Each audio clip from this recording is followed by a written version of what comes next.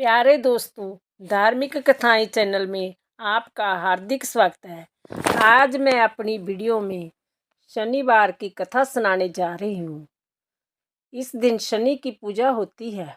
काला तिल, काला वस्त्र, लोहा, काली मूंग शनि को विशेष प्रिय है। शनि का कष्ट दूर करने के लिए शनिवार की कथा को जरूर सुनना चाहिए। हर व्यक्ति के जीवन में शनि देव की अहम भूमिका होती है।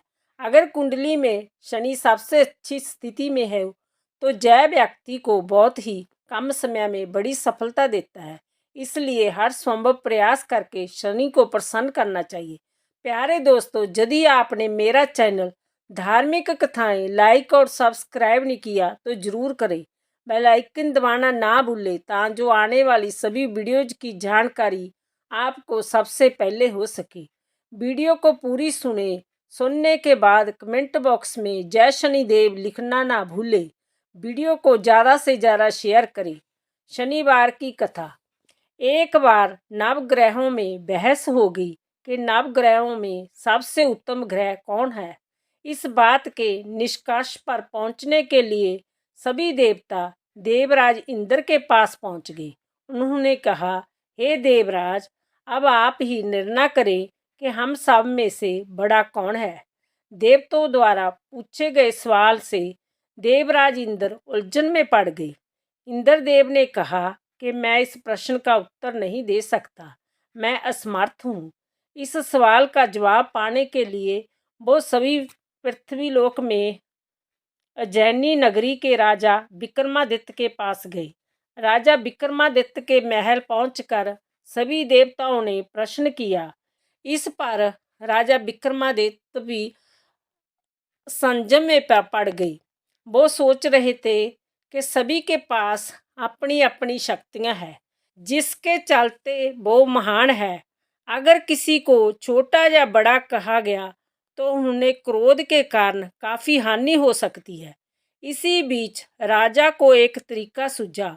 उन्होंने 9 तरह की धातु बनवाई, जिसमें स्वर्ण, चांदी, कांसी, तांबा, शीशा, रांगा, जस्ता, अबरख व लोहे शामिल थे।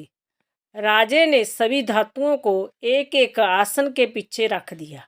इसके बाद उन्होंने सभी देवताओं को सिंहासन पर बैठने के लिए कहा। धातुओं के गुण के अनुसार सभी आसनों को एक दूसरे के पीछे रखकर उन्होंने देवताओं को अपने अपने सिंहासन पर बैठने को कहा। जब सभी देवताओं ने अपना अपना आसन ग्रहण कर लिया, तब राजा विक्रमादित्य ने कहा, इस बात का निर्णय हो चुका है। जो सबसे पहले सिंहासन पर बैठा वही बड़ा है। यह देखकर शनि देवता बहुत नाराज हुए। उन्होंने कहा, राजा विक्रमादित्य, यह मेरा अपमान है। तुमने मुझे सबसे पीछे बिठाया है। मैं तुम्हारा विनाश कर दूंगा। तुम मेरी शक्तियों को नहीं जानते हो।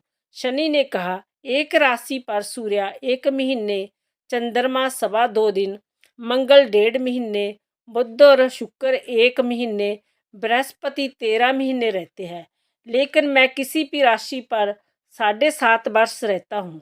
मैंने अपने प्रकोप से बड़े बड़े देवताओं को पीड़ित किया है। मेरे ही प्रकोप के कारण श्री राम को वन में जाकर रहना पड़ा था, क्योंकि उन पर 7.5 थी। रावण की मृत्यु भी इसी कारण हुई। अब तू भी मेरे प्रकोप से नहीं बच पाएगा। शनिदेव ने बेहद क्रोध में वहां से विदा ली। वही बाकी के देवता खुशी खुशी वहां से चले गए। इसके बाद सब कुछ सामान्य ही चलता रहा। राजा विक्रमादित्य पहले की तरह ही न्याय करते रहे। एक दिन ऐसे ही बीतते रहे, लेकिन शनिदेव अपना अपमान नहीं भूले। एक दिन राजा की परीक्षा लेने शनिदेव घोड़े के व्यापारी के रूप में राज्य पहुंचे।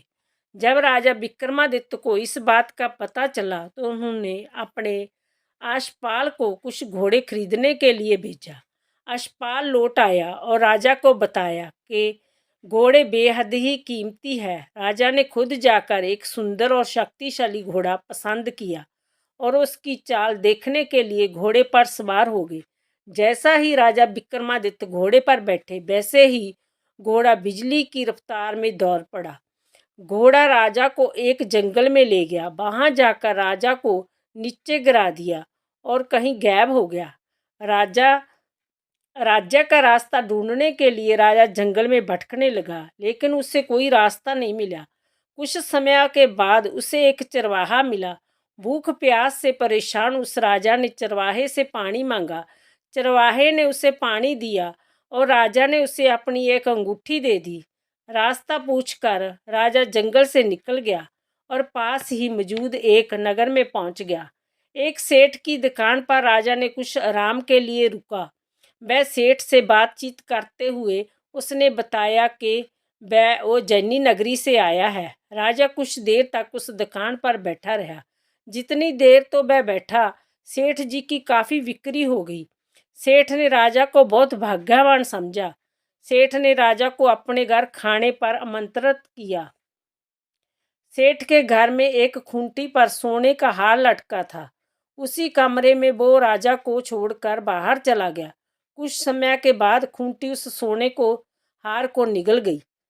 सेठ ने विक्रमादित्य से वापस आकर पूछा कि उसका हार कहाँ है। तब राजा ने उसे हार गायब होने की बात बताई। सेठ ने क्रोधित होकर विक्रमादित्य के हाथ पैर कटवाने के आदेश दे दिए। राजा विक्रमादित्य के हाथ पांव कटवा कर उसे नगर की सड़क पर छोड़ दिया गया। एक दिन राजा मेघ मल्हार गा रहा था। उसी समय उस नगर के राजा की बेटी राजकुमारी मोनी ने उसकी बात सुनी। उसकी आवाज़ बेहद पसंद आई। मोनी ने अपनी दासी को भेजकर गाने वाले को बुलाने को कहा। जब दासी लौटी तो उसने अपंग राजा के बारे में मोनी को सब बताया, लेकिन राजकुमारी उसके मेघ मल्हार पर मोहित हो चुकी थी। अपंग होने के बाद भी वह राजा से विवाह करने के लिए मान गई। जब मोनी के माता पिता को इसका पता चला तो वो हैरान रह गई। रानी ने अपनी बेटी को समझाते हुए कहा कि तेरे भाग्य में किसी राजा की रानी का सुख है। तू इस अपंग से क्यों विवाह करना चाहती हैं? लेकिन समझाने के बावजूद भी राजकुमारी नहीं मानी। जिद को पूरा कराने के लिए राजकुमारी ने भोजन छोड़ दिया। अपनी बेटी के खुशी के लिए राजा रानी अपंग विक्रमादित्य से मोनी का विवाह करने के लिए तैयार हो गई। दोनों का विवाह हुआ और वह तेली के घर रहने लगे। उसी दिन विक्रमादित्य के सपने में शनिदेव आए। उन्होंने कहा, देखा तूने मेरा प्रकोप। राजा ने शनिदेव से उसे क्षमा मांगते हुए कहा। उन्होंने कहा, जितना दुख आपने मुझे दिया है उतना किसी और को मत देना। इस पर शनिदेव ने कहा, राजा मैं तुम्हारी प्रार्थना स्वीकार करता हूँ। जो कोई व्यक्ति मुझे पूजेगा, व्रत करेगा और मेरी कथा सुनेगा, उस पर मेरी कृपा दृष्टि बनी रहेगी। सुबह जब राजा विक्रमादित्य की नींद खुली, उसने देखा कि उसके हाथ पांव वापस आ गए हैं। उन्हें मन ही मन में शनिदेव को नमन किया। राजकुमारी भी विक्रमादित्य के हाथ पैर देखकर हैरान रह गई। जब राजा ने शनिदेव के प्रकोप की कथा सुनाई, जब सेठ ने यह बात पता चली तो वह तेली के घर पहुंचा।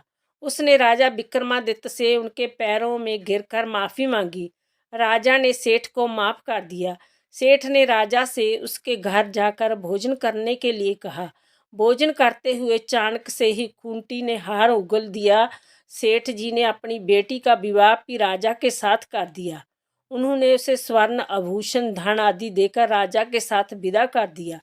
राजा विक्रमादित्य अपनी दोनों पत्नियों यानी राजकुमारी और मोनी और सेठ की बेटी के साथ अपनी राज उज्जैनी पहुँचे।